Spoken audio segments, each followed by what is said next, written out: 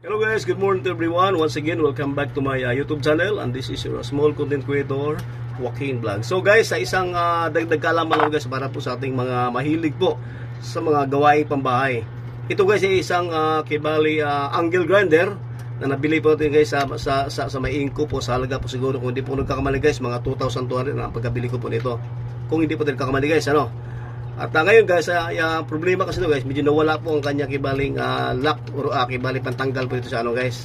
Kibaling sa ano niya, sa blade.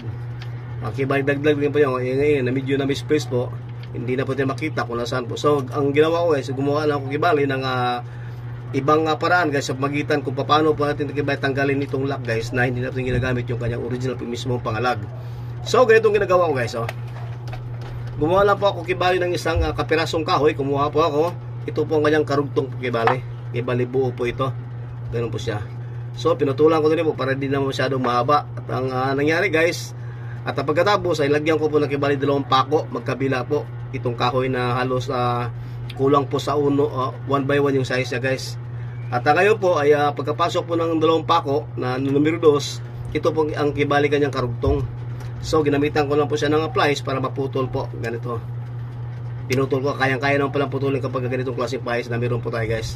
So ganito siya ngayon ang kanyang position guys. Ngayon, lagyan ko siya ng lock. Ito naman pakong uno, pinasok ko po magkabila. Ito guys, oh.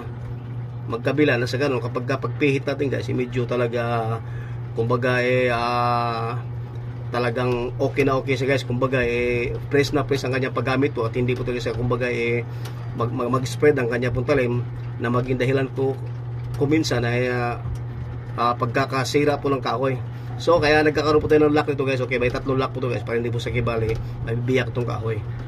So ganito guys ay susubukan pa natin guys kung talaga matanggal pa ito pong nabili po nating angle grinder.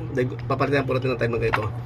Kumbaga dagdag kaalaman ito guys para po sa mga netizens po na mahilig po talaga magpalit ng balas, bagkos na walang po tayo kibali ng pangalag.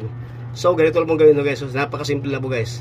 Isang kapirasong kahoy lang po, at lagyan mo ng dalawang pako, lagyan mo ng lock para hindi po sa kibali maghiwalay. So ito guys, ipapakita ko po sa inyo guys kung paano paggamit.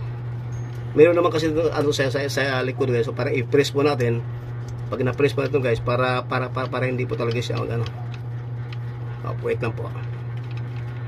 Para kapag kalag natin guys. Alright, ayun na tama. Ayun. O yan. So nakalak na po siya guys, oh. Ito ang gawin po natin, hindi na po sa maikot. Dala nga po, meron ko silang didinan sa may likuran na po. Okay. Ayan, oh. Ayan po guys, oh. Talaga mahigpit po siya guys, oh. Hindi po na makalag. So ito na guys, pakita ko po siya guys, paano po gamitin itong isang DIY na gamit para po natin makalag itong kanyang tuloy at mapalitan po natin ng ibang talim dito. Okay, let's go. Ito lang guys, oh. Ipasok natin sa may butas ng dalawa, saka po natin ipipihit. Ayan, okay. Okay guys, oh. Nakita niyo po siguro kung paano po siya nakakalag po ito. Ito na po siya. So yan ay. Ikot na guys, oh. Alright. So, papalitan na po tayo ng talim guys. Okay. Siyempre, babalik din natin. Oh, wait. Alright. Okay. So, ganyan lang po siya kadali kiba guys. Ilalak na rin po natin. Okay. Kahit maigpit na business, okay na okay po siyang gamitin guys.